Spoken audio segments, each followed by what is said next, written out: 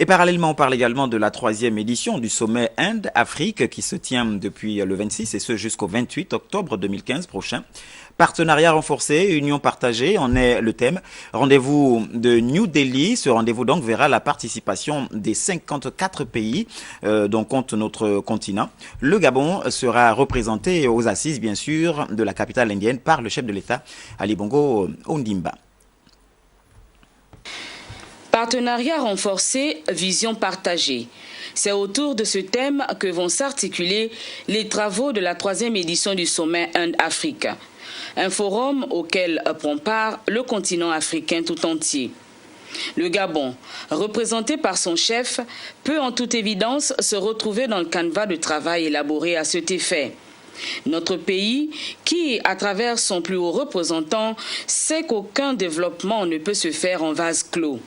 Vivre en autarcie ne conduira jamais nos sociétés vers un essor socio-économique. Aussi est-il une nécessité absolue que de tisser des partenariats basés sur la complémentarité, des partenariats dits gagnant-gagnant.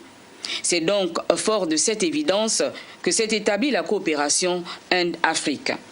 Les deux parties ayant jugé opportun d'unir leurs efforts afin de relever ensemble les défis de la mondialisation avec pour point de chute le développement durable dans les domaines de l'économie, du social, de la sécurité, de la science, de la technologie, de la formation des ressources humaines, etc.